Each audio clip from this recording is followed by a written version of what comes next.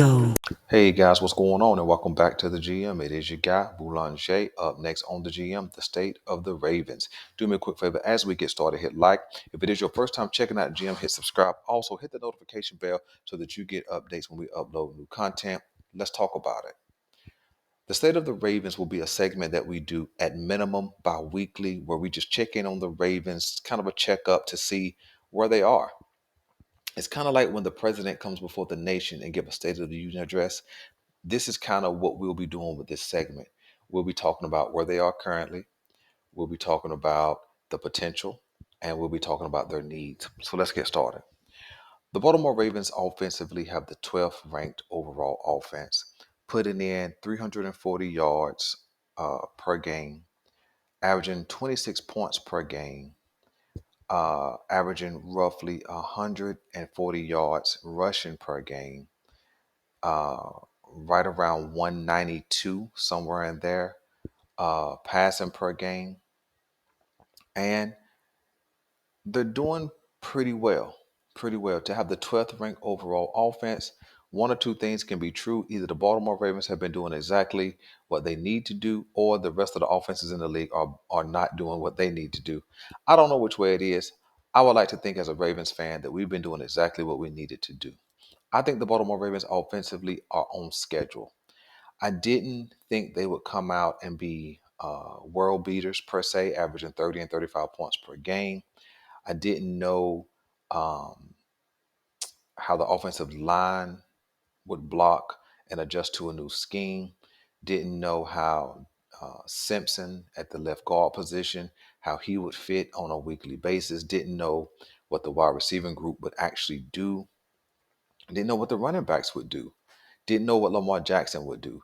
We all had expectations that this offense would go, and they've done well for themselves in the first game, averaging, scoring 25 points, not averaging, and then the second game scoring 27 points, which gives them that 26-point average.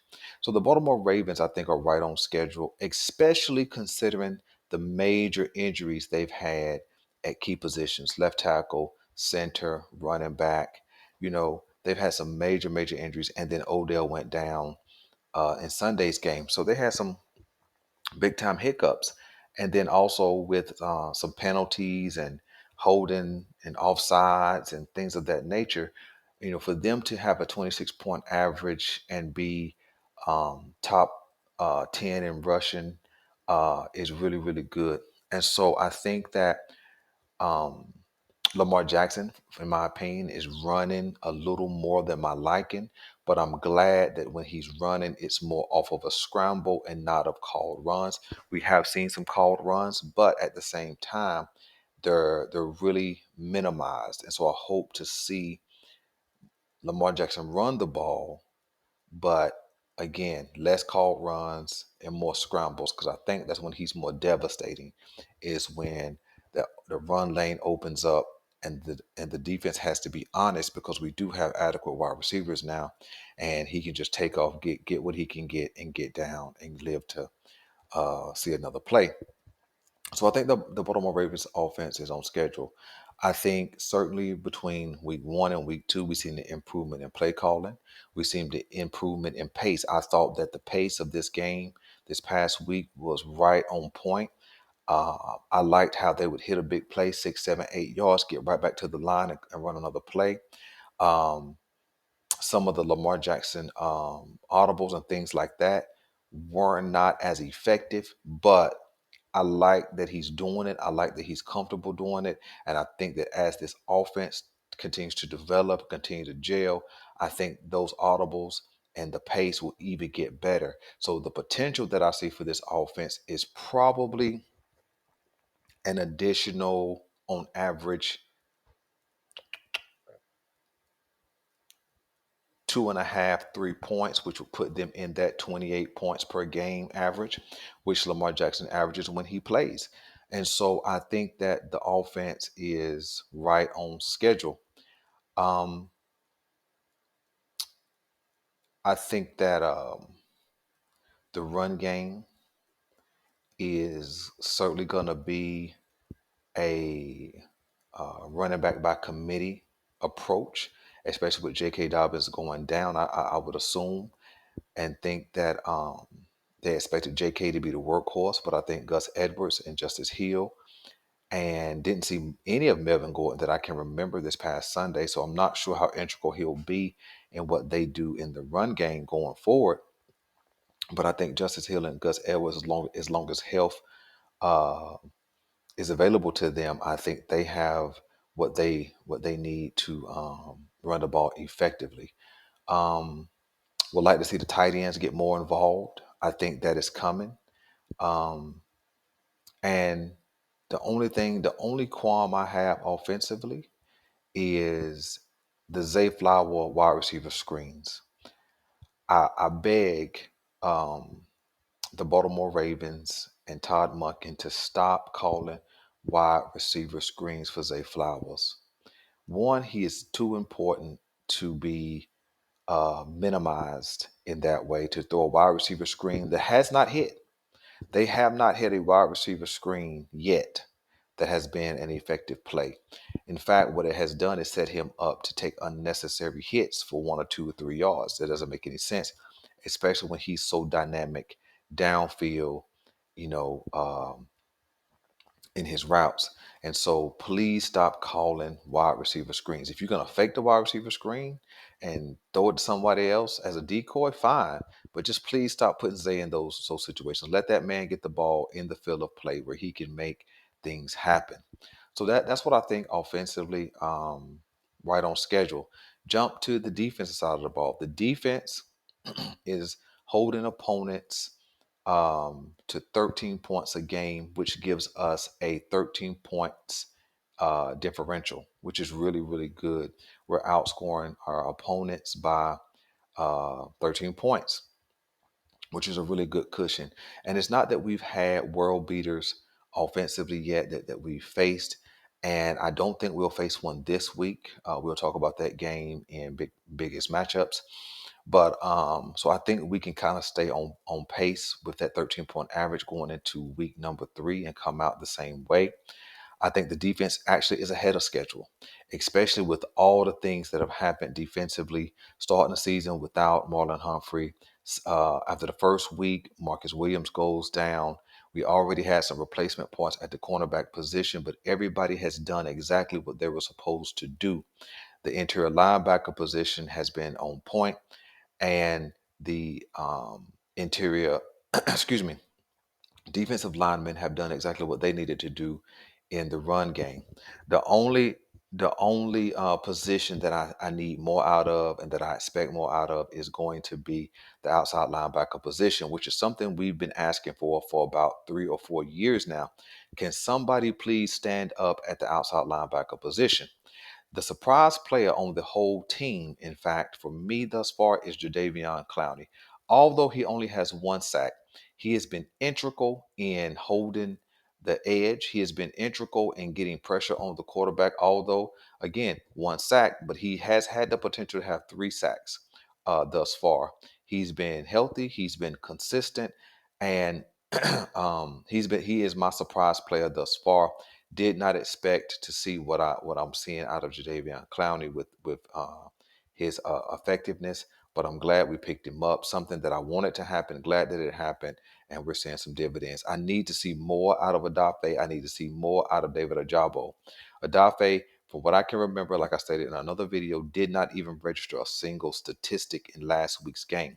That can't happen. You cannot be a starter in this league at the edge position and not register a single tackle. Can't happen.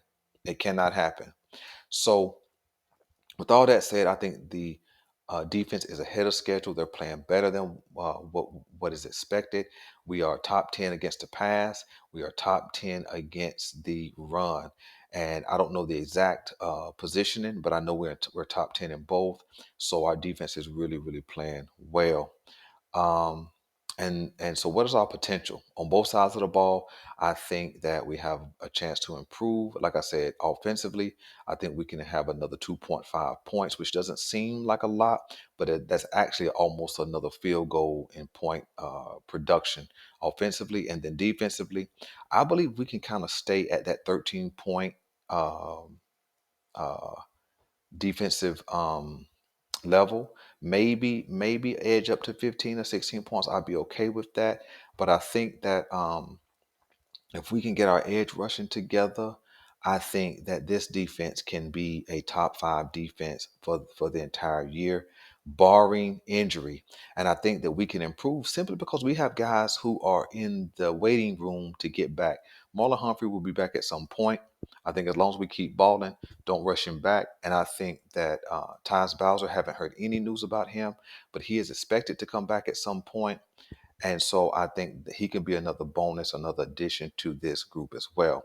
So um, a lot more potential, a lot more effectiveness I can see for both sides of the ball. That is the state of the Ravens right now. I think that as a whole team, we are on schedule. Defense ahead of schedule, offense right on schedule, and there is potential for growth and increase. What do we need? Right now, I don't think we need any additions. I think that with the depth we have on the roster, I think the depth that we have on the practice squad, and then with some of the guys we're waiting to get back, I think we have what we need right now. But I did predict a big trade uh, um, early in the off season. Actually, early in training camp, I predicted a big trade, and so let me give you my thoughts on a trade since we're in the state of the Ravens.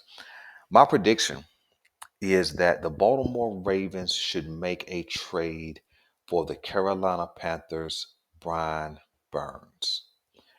Belanger, that'll never happen. You might be right, but I can't stop dreaming, right? Brian Burns is a guy who was on a hold in, similar to what J.K. Dobbins was, needing a new contract that has deserved a new contract, and he didn't get one, but he's playing. The Carolina Panthers are in a lose lose situation. What do I mean? Well, their offense is terrible, and their defense has had to be on the field a whole lot. I don't see that stopping or improving anytime soon. Okay, they can go through the season and have a losing season, but they do not have a first round pick because of the trade up to get the number one overall pick, which is Bryce Young. Okay. Even so, with no first round pick and Brian Burns is up for a contract, that's a double loss, right? So my thought is that the Baltimore Ravens could go and get Brian Burns. They'll have to pay him, but they can go and get Brian Burns by the midway point of the season. The Carolina Panthers will not have more than 2 wins by that point. And to be a losing team and not have a first round pick and have a rock star of a defensive end or defensive edge player like him that you may lose for nothing, I think it's better to do that. Well, Belanger, what could we give up to get him? I think we could give up. Now, you guys may not like this, but I think we could give up Odafe, who is cheaper than Brian Burns, a little younger than Brian Burns, and he is a first round pick. That's something that, and I think Ejaro, the defensive coordinator for the Carolina Panthers, his system may fit Odafe better. Mike McDaniel's system may not fit Odafe, which is why he's had a drop off these last 2 years thus far. And so give up Odafe, this year's first round pick, and a 2025 second round pick. So what that would look like is the Carolina Panthers would get the Baltimore Ravens first round pick plus Odafe and a second round pick in 2025. Now that may seem like a lot, but how long have we been thirsting for a defensive end, an outside linebacker who can actually get to the quarterback and finish the play? How long? How long has it been since we had a guy get into double digit sacks? How long has that been?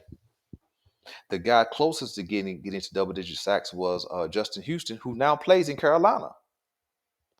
And so I think that if we're gonna make a trade, it should not be for a corner because I think the replacement parts that we have right now have played well enough. Rock Ya-Sin balled out. Marlon Humphreys is going to come back at some point. Ronald Darby has been a good fill-in, and then we have a lot of other depth pieces at the cornerback position. Marcus Williams will come back at some point, at least we believe so. And so Then you got Roquan and Pat Queen in the middle. So I think going to get a Brian Burns is what's needed. We can no longer, with this team construction and where we are positionally, we can no longer keep waiting on somebody to develop. We have to go get somebody. I know that Hunter out of the Minnesota Vikings was on the table, rumored in the offseason. He'll be rumored again at the midway point, but I would much rather have Brian Burns, who does not have an injury concern, than I would Hunter out of the Vikings. So Carolina be looking for a call from the Ravens on Brian Burns, a first round pick, Odafe Owe, who may be a better fit for their defensive coordinator system, and a 2025 second round pick. Seems like a big haul, but Carolina, take that deal. You guys don't have a first round pick, and there's going to be nobody trying to trade for Brian Burns, who is not a playoff contender. And so you're not going to get better than what we can offer. All right. Listen, that's my take. Let me know what you guys want me to know, man, about the state of the Ravens. I'm your guy, Boulanger. This is the GM. We're out.